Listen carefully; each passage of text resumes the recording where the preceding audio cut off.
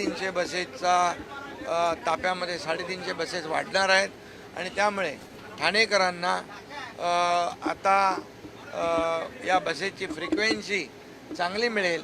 त्यामुळे ठाणेकरांना मोठा दिलासा या प्रवासामध्ये मिळाल्याशिवाय राहणार नाही आणि म्हणून मी ठाणेकरांना देखील शुभेच्छा देतो.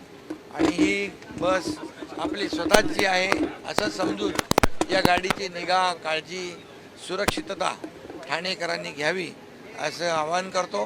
पुन्हा एकदा महाराष्ट्र दिन आणि कामगार दिनाच्या खूप खूप शुभेच्छा. हे GCC पद्धतीवर असल्यामुळे महापालिकेला कोणताही यामध्ये स्वतःचे पैसे खर्च करावे लागणार नाहीत. हे वैशिष्ट्य आहे.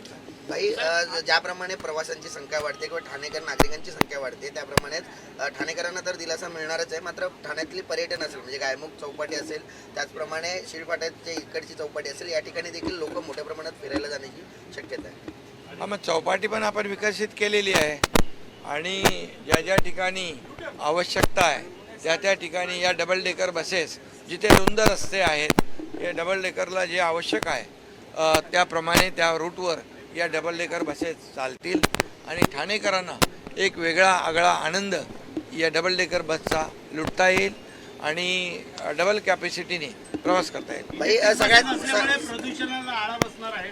ही इलेक्ट्रिक व्हेकल असल्यामुळे प्रदूषण झिरो प्रदूषण आहे आणि खरं म्हणजे आता आपण EVकडे चाललेलो आहे आणि ठाण्यामध्ये 10+10 20 इलेक्ट्रिक व्हेकल डबल डेकर आणि इतर ज्या गाड्या आहेत त्या पण मोठ्या प्रमाणावर इलेक्ट्रिक व्हेकल्स आपण घेतोय. त्यामुळे प्रदूषणमुक्त ठाणे यामध्ये याला हातभार लागेल.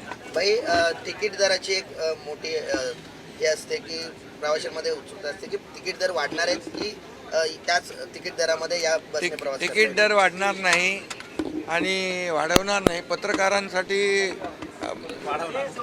मोफत आहे. आज स्वगणनेला देखील स्वगणनेला पण सुरुवात झाली. त्याचा शुभारंभ मी करून आलोय. माझी स्वतःची स्वगणना मी करून आलेलो. त्यामुळे नागरिकांनी स्वगणनेमध्ये सहकार्य करावं आणि प्रशासनाला मदत करावी. स्वगणना ही अत्यंत आवश्यक आहे आणि त्यामुळे सगळ्यांनी सहकार्य करावं असं अपील करतो. चला.